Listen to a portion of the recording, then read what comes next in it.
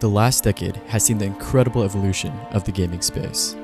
Expansive online gaming, lifelike graphical quality, and a level of immersiveness and detail that couldn't quite yet be realized in the era of game cartridges and joysticks. Then we have Terraria. With its unassuming 2D pixel style, linear game design, and an arcade-like gameplay and progression that has somehow cemented its greatness in the midst of all this flashiness and fanfare. And until played, understanding Terraria and its success will remain a mystery. Just one of those enigmatic indie titles that is a host to a horde of unintelligible memes.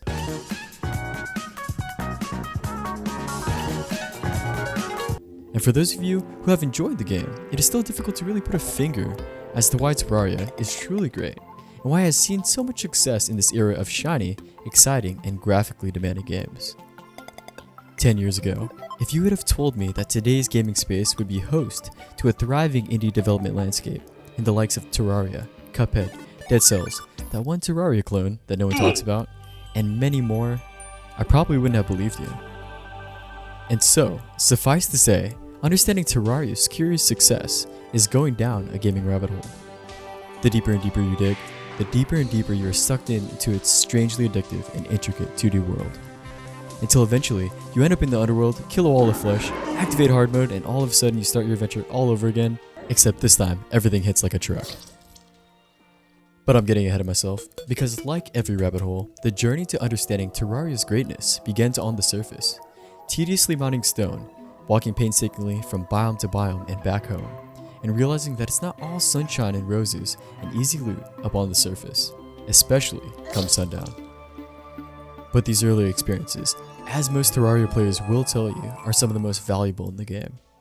The true and best way to start really is with a copper sword and your own 2 bare feet, without boots of course. You'll have plenty of time to bum rush bosses with Zenith later, and of course when that time comes, it will feel well deserved. Terraria's progression is packed into a deceptively simple survival game structure. But never does your journey to greater and stranger heights ever seem tedious or go without a purpose. Each new boss, mob, and biome plays a deliberate role in your adventure, as each of these 2D sprites carries with it Terraria's commitment to creativity and originality. Each of these experiences is unique, and each encounter is another over-the-top, pixelated puzzle waiting to be solved. And the best part of this all, your progress is actually rewarding. Each item, painstakingly farmed, crafted, or just randomly looted, enhances the way you play the game.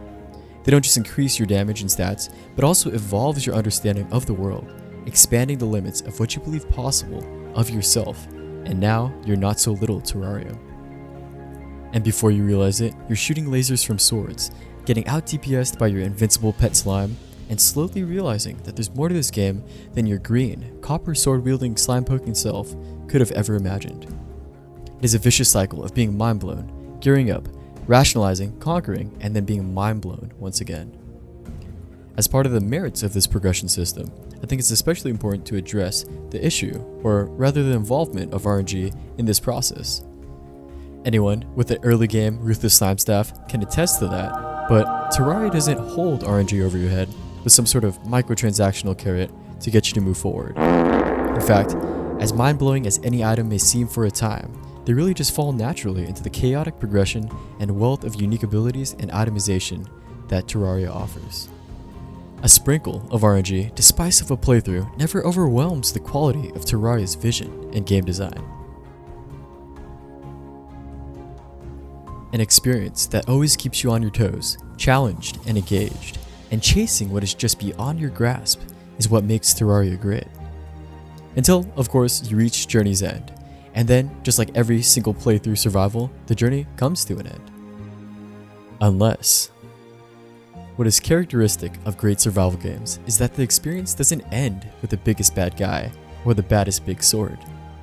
These are of course milestones worth your time and effort, but the freedom to conduct your adventures as you please, combined with the thoroughness in which Terraria crafts each and every experience in the game, means that no matter what stage of the game you may be exploring, there's always a new task, adventure, and skill worth learning and delving into. Fishing, farming, building, these are all aspects of the game that don't just complement the survival journey, but serve as captivating adventures all on their own.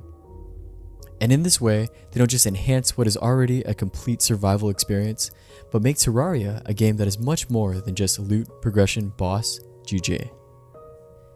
And given the uniqueness of each character and adventure, different difficulties, modes, and randomly generated worlds ensures that each new playthrough is entirely unique and rich with new experiences.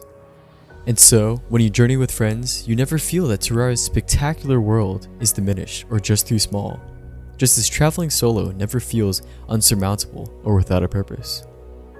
With a wealth of mods and a supportive community at the heart of Terraria, it's easy to forget that the game is now a decade old and continues to tread on to the next. The cliche that the journey means so much more than the end is something that seems kinda hipster now in today's gaming industry. One that is so deeply engrossed with the idea that you need the best, most shiny, awesome game-breaking items and see the most exciting content as soon as possible.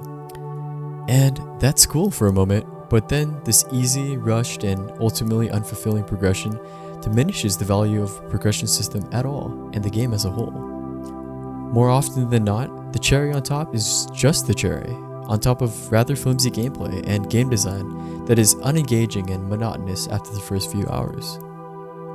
And so, over the last 10 years, Terraria's simple, steadfast, and thorough design is one that has stood the test of time, because there really is countless hours to unearth. The excitement for this 2D world comes from the audacity to commit to quality gameplay, and one that doesn't reward gamers for just playing, but instead for exploring, adventuring, and truly understanding this vision.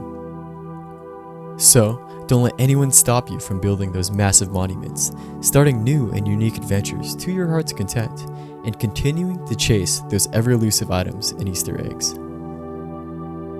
The creativity of games like Cuphead, Terraria, Hollow Knight, and that one Terraria clone that no one ever talks about, and many others, is what has ushered in an exciting era of indie gaming development over the past decade.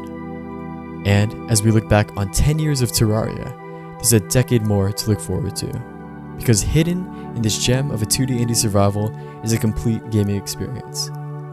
One that teaches you the value of walking before you run, poking slimes, and enjoying the adventure and journey above all.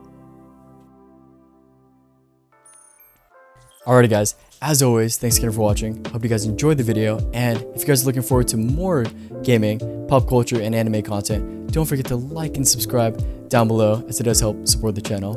And of course, comment what your craziest and favorite Terraria adventures are. We read every single one of your comments and love to read them, so feel free to do that. And with that being said, we'll catch you guys next time. Catch you later.